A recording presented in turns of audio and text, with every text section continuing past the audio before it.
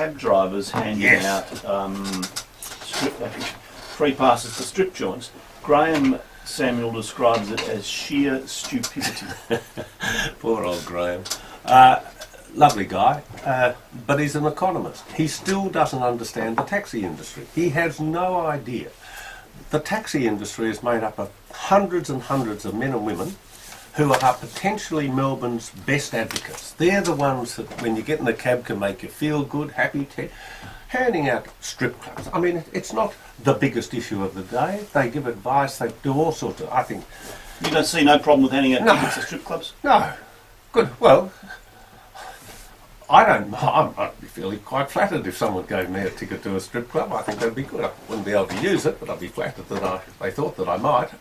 No, it doesn't worry me at all. And I must admit, I've been in a lot of cabs over the last year. No one has handed me a strip club.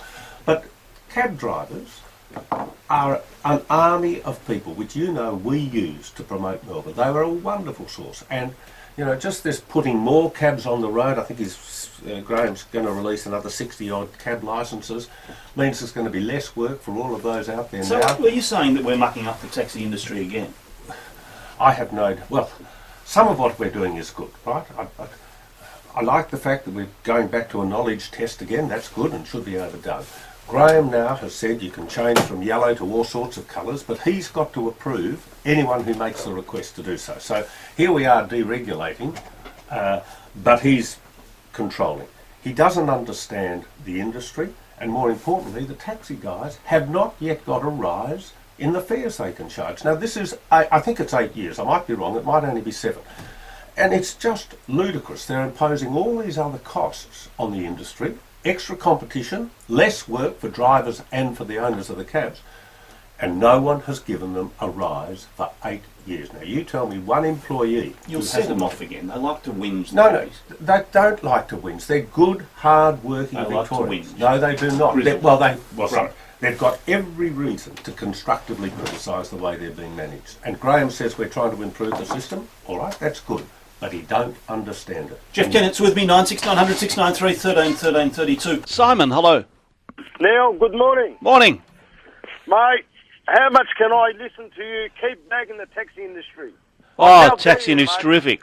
How dare you, mate? At the end of the day, you guys sit in your little office and get paid thousands of dollars while we're out here struggling, mate. You're a disgrace to Simon. this country. Let me come to the defence of my aged colleague here. He's gone. He's gone. Simon doesn't want You've to got hear to keep You're listening. a dill, Simon. No, he's not a dill. Yes, he is. No, he's a guy who has been ignored, treated shabbily for 8 years. And Simon, keep listening to Neil, because this is where it all happens. This is where I defend the interests of the taxi industry, not uncritically. I am prepared to look at changes, etc., but... Well, you agreed it had to be fixed, had to be... Oh, absolutely. The knowledge, the cleanliness, everything else. And the new technology that's coming in is leading to a lot of competition, particularly in terms of cab charging, etc., You've got into these apps and things where you can get a hire car. That's right. Well, or you can get a taxi. But I'm just saying, so all of that is happening, you can't stop it. But the fundamentals are those guys are driving out there for $8 and $9 an hour. That's right. That is ridiculous. So, Simon, keep listening here, because this is where it all happens. Jeff Kennett wants to put up taxi fares. I will keep waving the flag for the taxi industry.